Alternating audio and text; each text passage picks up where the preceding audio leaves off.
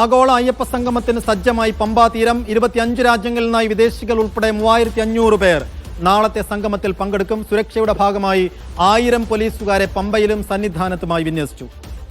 RB Sanoop പമ്പയിൽ നിന്ന് വിവരങ്ങൾ നൽകാൻ. സനൂപ്, എല്ലാ ഒരുക്കങ്ങളും പൂർത്തിയായോ? വിവാദങ്ങൾ ഒരു തലക്കൽ പുതിയ ഇടങ്ങളിലേക്ക് കടക്കുന്നതും കൂടി നമ്മൾ കാണുന്നു. അതിനിടയിലാണ് ഇപ്പോൾ ദേവസ്വം ബോർഡും സർക്കാരും ഈ സംഗമവുമായി മുന്നോട്ട് തന്നെ പോകുന്നത്. അപ്പോൾ ഒരുക്കങ്ങൾ അതിൻ്റെ പൂർണ്ണതയിലെത്തി എന്ന ചിത്രമാണോ അവിടെ നിൽക്കുമ്പോൾ കാണാൻ കഴിയുന്നത്? നാളെ എങ്ങനെയാണ് തുടക്കം?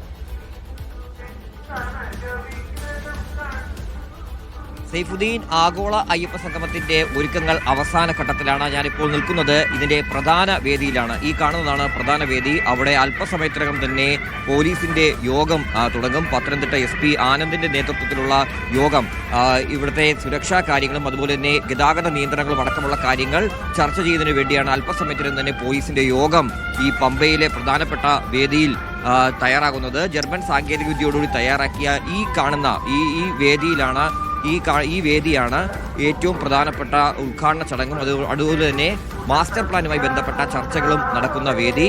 ഈ 3000-ഓളം പ്രതിനിധികളാണ് നാളത്തെ യോഗത്തിൽ ഈ പറയുന്ന സംഗമത്തിൽ പങ്കെടുക്കാൻ വരുന്നത്. ആദ്യഘട്ടം 6 മണിക്ക് തന്നെ രജിസ്ട്രേഷൻ ആരംഭിക്കും. അതിനുശേഷം 9:30 കൂടിയാണ് ഉദ്ഘാടന പരിപാടികൾ നടക്കുന്നത്. മുഖ്യമന്ത്രി പിണറായി വിജയനാണ് ഉദ്ഘാടനം ചെയ്യുന്നത്. ആദ്യം സൈഫുദ്ദീൻ സൂചിപ്പിച്ചതുപോലെ 25 രാജ്യങ്ങളിൽ നിന്നായിട്ടുള്ള പ്രതിനിധികൾ ഈ യോഗത്തിൽ പങ്കെടുക്കുന്നുണ്ട്. അതിനോടൊപ്പം സർക്കാരിന്റെ മന്ത്രിമാർ അതുപോലെ തന്നെ മറ്റ് സംസ്ഥാനങ്ങളിലെ മന്ത്രിമാർ അടക്കമുള്ള പ്രതിനിധികളും ഈ കൂട്ടത്തിൽ ഉണ്ട്.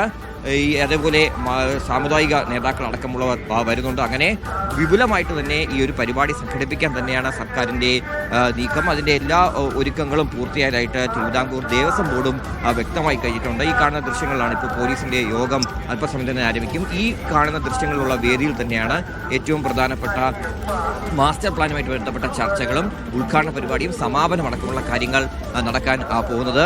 3 വേദികളാണ് പ്രധാനമായിട്ടും തയ്യാറാക്കിയിരിക്കുന്നത്. ഒന്ന് ഈ കാണുന്ന പ്രധാന വേദി, അതിന് പുറമെ മറ്റ് 2 വേദികൾ കൂടി ഈ പമ്പ മണപ്പുറത്ത് ഒരുക്കി തയ്യാറാക്കിയിട്ടുണ്ട്. അതിൽ 2ാമത്തെയും 3ാമത്തെയും വേദിയിലും ഇതേപോലെ പാനൽ ഡിസ്കഷൻ തന്നെയാണ് നടക്കുന്നത്. 1ാമത്തേതിൽ ശബരിമല മാസ്റ്റർ പ്ലാനുമായിട്ട് ബന്ധപ്പെട്ട കാര്യങ്ങൾ, 2ാമത്തേതിൽ ആത്മീയ ടൂറിസം സർക്യൂട്ടുമായി ബന്ധപ്പെട്ട കാര്യങ്ങളായിരിക്കും അവിടെ ചർച്ച ചെയ്യുന്നത്. 3ാമത്തേതിൽ ആൾക്കൂട്ട നിയന്ത്രണം തയ്യാറെടുപ്പുമായി ബന്ധപ്പെട്ട കാര്യങ്ങളും ചർച്ച ചെയ്യും. വിവാദങ്ങൾ ഒരു വശത്ത് നിൽക്കുമ്പോൾ തന്നെ ഈ പറയുന്ന പോലെ ഒരുക്കങ്ങളെല്ലാം തന്നെ